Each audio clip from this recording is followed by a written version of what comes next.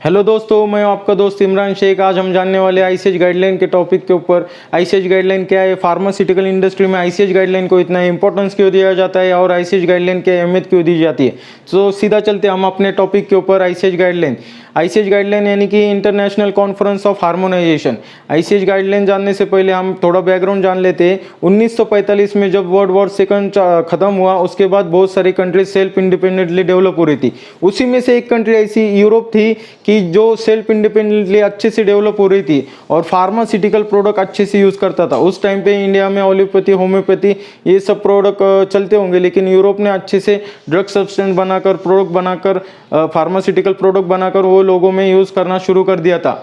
लेकिन वो अच्छे से यूज़ करते हुए भी उन्हें एक 1960 इस दौर में उन्हें एक थैलिडोमाइड इम्प्योरिटी का इंसिडेंट ऑब्जर्व हुआ। वो थैलिडोमाइड इम्प्योरिटी से उन्हें बहुत भयानक ऑब्जर्वेशन हुए, उनके बहुत सारे लोगों की जान गई, उससे बहुत सारे बच्चों पे इफेक्ट हुआ और उसका साइड इफेक्ट भी होने लगा। तो थैलिडोमाइड इम्प्योरिटी को लेकर वो यूरोपियन कंट्री बहुत सीरियस हो गया और उन्हें समझ में आ गया कि ये बहुत आसान चीज़ नहीं है कि हम जो भी ड्रग बना रहे हैं उसकी सेफ्टी, क्वालिटी, एफिकेसी अच्छे से हम देख रहे हैं या नहीं देख रहे।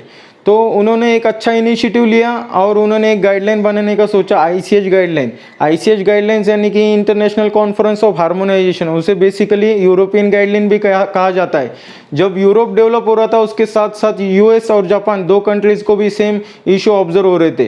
तो उन तीनों कंट्रीज़ ने मिलकर 1980, 79, 90 और इतने 20 सालों के अंदर उन्होंने बहुत सारी कॉन्फ्रेंस की और बहुत सारी कम्युनिटी को एक साथ लेकर हार्मोनाइज किया।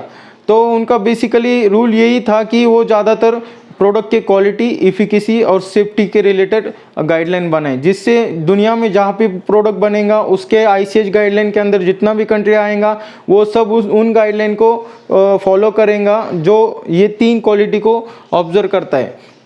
तो उन्होंने इनिशियली क्वालिटी, सेफ्टी, एफिकेसी को टारगेट किया। उसके बाद उन्होंने जो गाइडलाइन उन तीनों चीज़ों में नहीं आता था उसे मल्टी डिसिप्लिनरी में कैटेगराइज कर दी गया।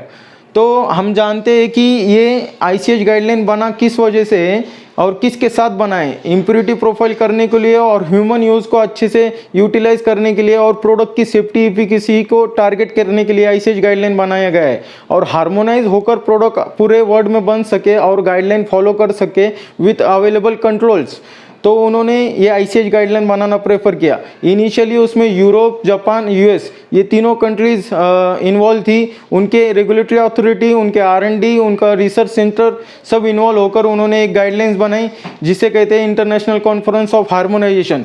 उन्हें 3 कैटेगरी में बांटा गया, प्रोडक्ट की क्वालिटी, सेफ्टी, एफिकेसी। क्वालिटी के अंदर उन्होंने सब कैटेगरी दिया गया है, उसमें से 14 कैटेगरी, 14 उसके सेक्शन से क्वालिटी के, तो उसके अंदर अलग अलग चीज़ें आती है, इम्प्योरिटी कंट्रोल, स्टेबिलिटी और जितना भी क्यूए रिलेटेड गाइडलाइन है वो सब आता है क्वालिटी के अंदर। तो अपना ज़्यादातर फार्मा इंडस्ट्री में Q7 प्रपोज किया जाता है, वो भी इसी का हिस्सा है।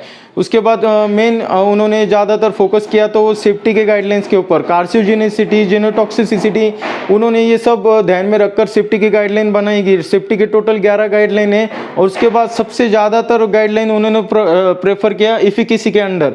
उसमें 18 गाइडलाइन किया, उसमें जितना भी क्लिनिकल ट्रायल है, टेक ट्रांसफ़र है, वो प्रोडक्ट का क्वालिटी का, वो सब उन्होंने उसके अंडर लिया गया। क्वालिटी, सेफ्टी और एफिकेसी के बाद उनके जो भी प्रेफरेंस बच गए थे उन्होंने मल्टी डिसिप्लिनरी के अंदर लिया। उसके अंदर उन्होंने इलेक्ट्रॉनिक स्टैंडर्ड और made DRA, common tech document भी प्रेफर किए गए।